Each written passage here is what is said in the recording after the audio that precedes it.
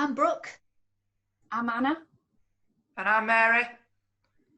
We're MuddiBrooke on Rhino Radio.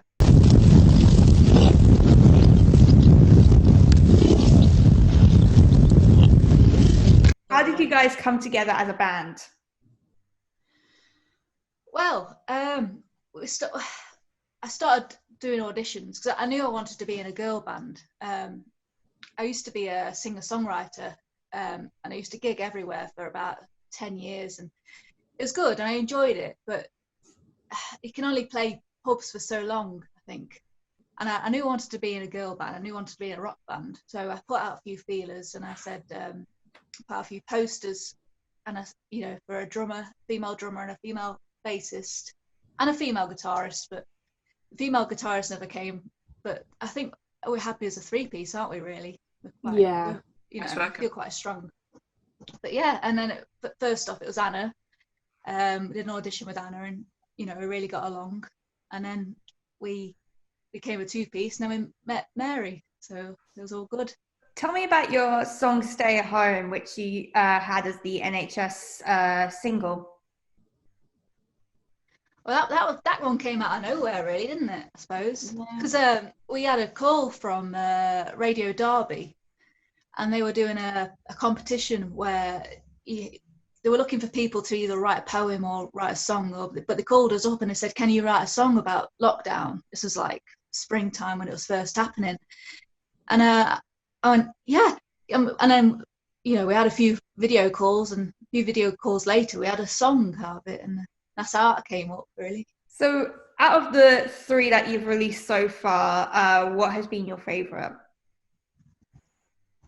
Well, for me it's Devil. Yeah. I like Devil. I like Turn to Dust too. Yeah, Devil's definitely the best one for me. So speaking of that one, what is the background to that song? Like, how did you guys make it? Well, I kind of had the lyrics first off, really. I knew I had the lyrics and the bones of the song, and then I brought it to Mary and Anna, and I says, "What do you think to this one?" And we jammed it, and Mary and Anna wrote brilliant parts for it, and it just flew, really. And then we were dead happy with it, weren't we? And that's only happened this year.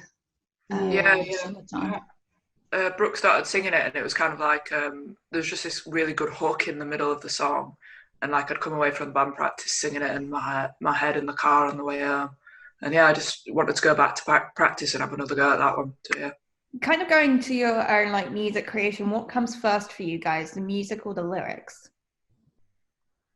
It's a bit of both, really. Sorry, go on. It's usually Harriet comes up with like an idea of something, whether that's, I feel like it's mainly been lyrics. You brought lyrics to us, and then we've kind of adapted that and taken it on more. There was a few times I think that you had like an idea, like a riff or something, and then brought that to us, and we kind of but then sometimes you bring a riff, or Mary's got an idea, and we just if it's just even a hum that we bring to the practice, like we've got this idea, we're like, yes, let's use that. Is there anywhere that you guys would like to perform in the future? Everywhere. Oh yeah. It's like short term or just like as big as you want kind of thing. Just anywhere in the world, like if there's a specific city or a arena or venue. Well, I think I speak for all of us when we really want to play Greece at the moment, because recently we've got into their rock chart for some reason. So we'd really love to gig there. Yeah, I think locally, like Download would be good if we could ever get to that. That's a dream, I think. Yeah, that would be cool. Yeah. Starting the online campaign of MuddiBrooke for Download. So speaking of music festivals, if you guys could create your own music festival, who would you add to the lineup and why? Oh. Go on, Mary. You say this one. I really want to see System of a Down live. Like really badly. Really want to see System of a Down. And I've seen him a few times, but I really like Jimmy Eat World. It's like my previous emo like 14-year-old days. I've got quite a thing for them. So yeah, they'd be my two, I think. Well, for me, Pearl Jam, Counting Crows, just Skunk Anansie. I think, you know, all those sort of grungy sort of bands as well. Yeah. For me, it would be Foo Fighters are a massive musical influence for me. I've seen them 3 times, but I couldn't get enough of them. At the minute, I'm really into this band called Pine Grove. They're not rock at all. Well, they're kind of indie rock, emo country rock, but I'm literally obsessed with them at the moment. They wouldn't really fit the lineup from the other bands that we've suggested, so maybe not for this. So. Following on from that, who would you say are your major influences in your sound? I'd say Highly Suspect. Yeah, definitely Highly Suspect. For me, Nine Inch Nails. Pearl Jam again. Yeah, just Nirvana, you know, because Nirvana was a 3-piece as well, and so is Highly Suspect. I feel like we're that sort of sound in a way, because there's only 3 of us, it comes out in a similar sort of way, I think. Yeah, definitely. I'd say, like, for me, that 3-piece kind of, particularly drum-wise, like Dave Grohl kind of just write a drum track that fits the song rather than drum it to, you know, I think that's, yeah, definitely Nirvana's up there on, like, the influence list with this. What do you hope 2021 will bring to the band? Gigs. Well, the plan is we'll be releasing an EP late spring, early summertime, our first EP. And we're currently getting some shows ready for a tour around the same sort of time. Like, fingers crossed, you know, we'll be able to tour then and actually gig. But, you know, at the moment it's just so uncertain, isn't it? Yeah, just anything that's like where we're playing music would be good. I think that's like, I think it's got to that point now. Like, we've got dreams and stuff, but we just want to get out.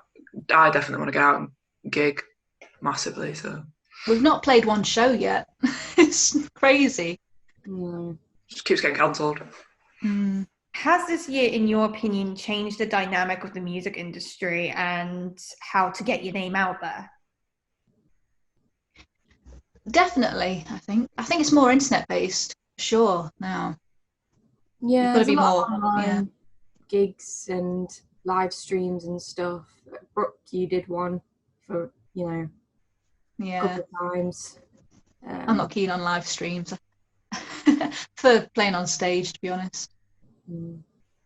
Yeah, it's difficult. I think a lot of it's been online for years, but it's just like, it's solely online at the moment. There's nothing else. It's just online, which is sad, but it's the way it's got to be. So, final question, just to wrap this all up. You mentioned a EP coming out next year. So, what is the likelihood of an album after that? Well, we're always working towards an album. I'd say probably another year from now, maybe. I mean, an album's going to take quite a while to do, but we've got the songs ready to go. We've got loads of songs ready to go. Can't wait to release them all, really. So yeah. It's getting it recorded, isn't it? And like, not knowing what's going to happen, we couldn't be writing them and then just still not be able to get anything down. So it's just to see what happens with that thing. I think the songs really come together. Like, it's all right writing stuff when you're on a video call or whatever, which we have been doing. But when it really comes together is when we are all together. So again, that's hard to do right now. So yeah. All right. That's all the questions I have, but is there anything that you guys want to say before we end this? You can follow us on Spotify, and our website is MuddiBrooke.com. You can follow us on Facebook and Twitter. And Instagram. Yep, and Instagram. Grab a shirt. Oh, your t-shirt's coming soon, by the way, Naomi. Yay. Anyway, that's all I have. Thank you guys so much.